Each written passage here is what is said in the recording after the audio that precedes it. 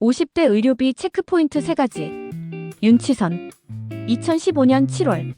대다수 직장인들은 40대에서 50대 사이에 소득의 정점을 맞은 다음 감소한다. 건강도 마찬가지다. 평소 건강하던 사람도 40대에서 50대가 되면서 이런저런 건강상 적신호가 나타나고는 한다. 따라서 40대에서 50대는 건강상 문제를 점검하고 대비할 수 있는 마지막 시기라고 할 수 있다. 첫 번째, 누가, 언제, 얼마나 보장받을 수 있나? 비 오는 날 우산을 폈는데 찢어져 비가 샌다면 낭패다. 보험도 마찬가지다. 정작 아프고 다쳤을 때 제대로 된 보장을 받을 수 없다면 심각한 일이 아닐 수 없다. 따라서 50대가 되면 자신이 가입한 보험 상품이 어떤 질병을 언제까지 얼마만큼 보장해주는지 점검해 볼 필요가 있다. 점검 방법은 다음과 같다. 먼저 가입한 보험 상품의 피보험자를 살핀다. 피보험자란 보험의 대상이 되는 사람으로 피보험자가 아프거나 다치면 보험금을 수령할 수 있다. 본인과 배우자 모두 보장을 받을 수 있는지 점검한 다음 중대 질병에 대한 보장이 충분한지도 살펴야 한다. 만일 진료비가 급등해 이미 가입한 보험만으로 보장이 부족하다면 추가 가입을 고려해야 한다. 또 보장기간도 살펴야 한다. 수명이 짧을 때는 70세에서 80세까지만 보장받으면 됐지만 요즘은 평생 보장 또는 100세 보장 상품도 많이 출시되고 있다.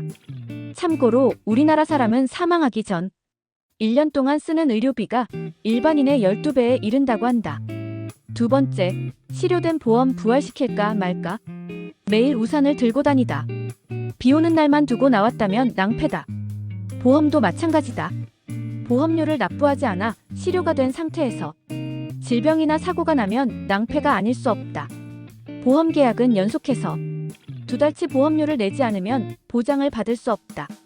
이때 보장이 필요하면 새로운 보험 상품에 가입할 수도 있지만 밀린 보험료를 납부한 다음 실효된 보험을 살릴 수도 있다.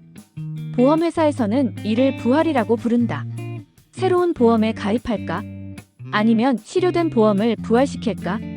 이 같은 결정을 할 때는 보장기간과 내용 등을 꼼꼼히 살펴야 한다. 실효된 상품에서는 보장해주던 질병을 새로운 보험에서는 보장해주지 않는다면 부활을 택하는 것이 낫다. 물론 과거에 보장되지 않던 질병이 새로운 보험에서는 보장되는 경우도 있다. 보장기간도 살펴야 한다. 과거 상품은 75세까지 보장받는데 신상품은 100세까지 보장을 받을 수 있다면 후자가 나을 수도 있다.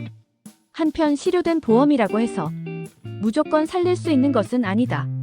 부활 시기가 이미 지났거나 가입자의 건강 상태가 좋지 않으면 부활이 어려울 수도 있다. 세 번째, 소득 공백기, 건강보험료는 어떡하지? 50대 중후반이 되면 다니던 직장을 떠나는 사람이 많다. 자연히 건강보험료 부담이 크게 느껴지기 마련이다. 직장 다닐 때는 회사가 건강보험료의 절반을 납부해줬지만 퇴직하고 나면 본인이 보험료를 전부 납부해야 하기 때문이다. 별다른 소득은 없는데 보험료 부담만 늘어났으니 그럴만하다. 이럴 때 건강보험공단의 임의계속 가입 제도를 활용하면 퇴직일로부터 2년간은 직장 다닐 때와 같은 수준의 보험료를 납부할 수 있다. 이상 50대 의료비 체크포인트 3가지에 대해 알아보았습니다.